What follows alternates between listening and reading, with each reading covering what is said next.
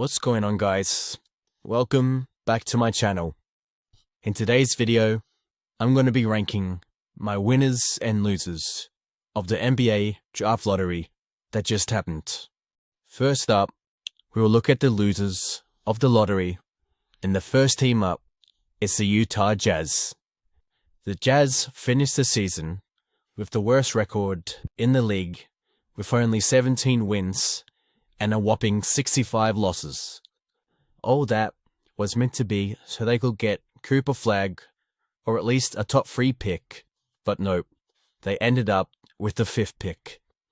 I'm not saying they can't get a good player, but it's not going to be close to a generational talent like Flagg could end up being. The Jazz are the only team without something positive to look at to end the season, and they couldn't even benefit from it. The next loser up I have is the Brooklyn Nets. The Nets are another team that doesn't have a true building block, and this draft was meant to change that when they either wished to draft Cooper Flagg or Dylan Harper, but luck wasn't on their side, as they will be picking with the 8th pick. Hopefully, with the 500 picks they've got from the Kevin Durant and Mikal Bridges trades, and their own first-round picks they've got back from the Rockets, at least one of them is the first overall pick, or at least a top 4 pick, for their fans' sake, because they very well could have been Knicks fans. Not that that's much better, but Nets fans have been going through it. The next loser up is the Charlotte Hornets. They did still get a top 4 pick, but they also dropped below 3 teams that really shouldn't be picking that high. They have the talent in their team in LaMelo, Brandon Miller, Mark Williams if he doesn't get traded, Trey Mann, Miles Bridges, and Tidjane Soulan, but their biggest issue is the health.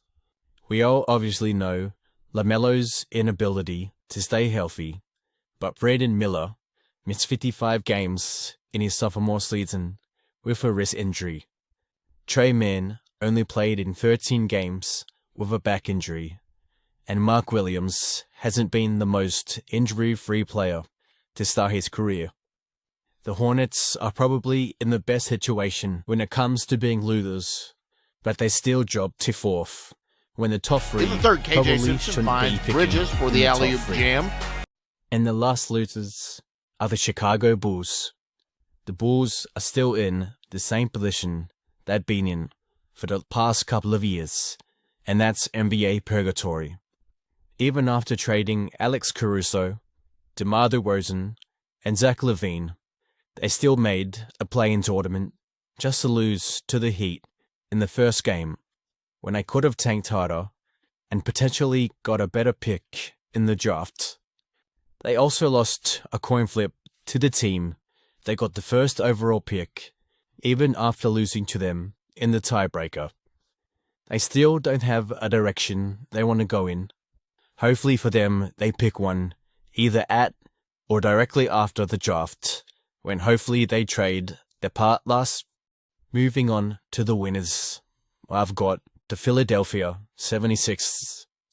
The 76ers had one bad season where their players couldn't stay healthy to save their lives, and they got rewarded for it with the 3rd pick. That is crazy. The Sixers will have a squad as long as everyone stays healthy. Tyrese Maxey and Jared McCain, the guards, Quentin Grimes and Paul George, the forwards, with Joel Embiid at center, with Kelly Oubre, Ricky Council, Andre Drummond, Gershon Yabusele, and Lonnie Walker off the bench, as long as Yabusele and Walker re-signs with the 76ers. Plus you add in their 3rd overall pick, who's more than likely going to be a wing like Ace Bailey or VJ Edgecombe, which is exactly what they need. The next winners up are in the exact same position as the 76ers. It's the New Orleans Pelicans. The Pelicans have a very talented roster, with Zion Williamson, Trey Murphy, CJ McCollum, DeJounte Murray, Kelly Olynyk, Jordan Hawkins, Bruce Brown, Herb Jones, and Yves Missi. This team seems to be cursed. No matter how good on paper the team is, they always underperform. Most of the time, it's because they can't stay healthy, but it comes to a point in time where it's time to start asking questions, whether it's going to work out or not.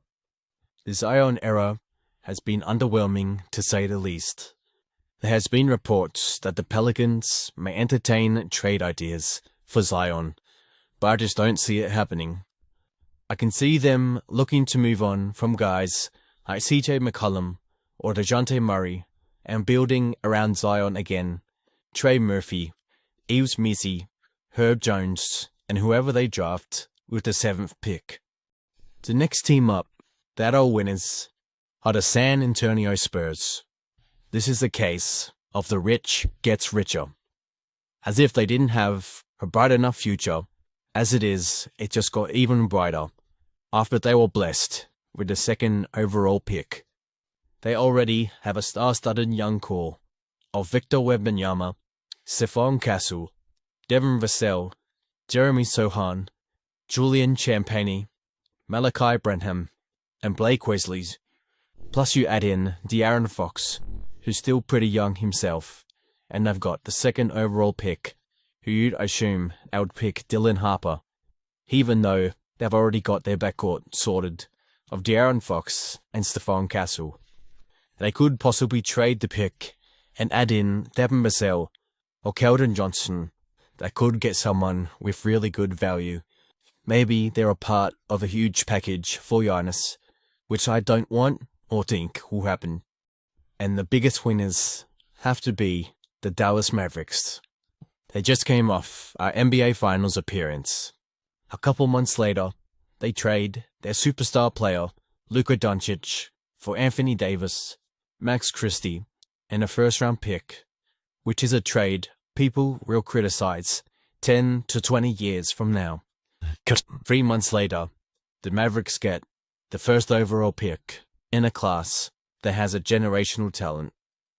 The Mavericks desperately need to win a championship in the next few years to prove the Luka trade wasn't as bad as people made it out to be. And if they draft Flag, I just don't see them winning a title in the near future. They're in need of a point guard, while Kyrie is out for half of the season with a torn ACL. And that is what Dylan Harper, the projected 2nd overall pick, is, so they have a decision to make. Either they draft based on need, which I do not recommend, they draft the best guy available, or they trade the pick for a star point guard, so when Kyrie does come back, he can go back to playing the 2. For the record, I'm not suggesting to draft fit over the best overall player or to trade the pick. I'm just going through what Nico Harrison is thinking. If it was up to me, I'd be drafting Flag and I wouldn't be thinking twice. I wouldn't even be thinking about the championship. You have the Luka replacement, so hopefully the fans get off of Nico's case for his sake. What a roller coaster of emotions it has been for Mavericks fans over the last couple of years. And the last winners of the draft lottery is everyone who thinks the whole lottery system is rigged. It just so happens a team who earned everything gets the 1st overall pick for a very good player. It also just so happens that San Antonio got the 1st pick in the Wembanyama draft. Also a team that has been historic when it comes to big men. LeBron said it himself that he thinks the whole thing is rigged. That's gonna end this video. Make sure to like and subscribe if you haven't already, and I'll see you in the next video.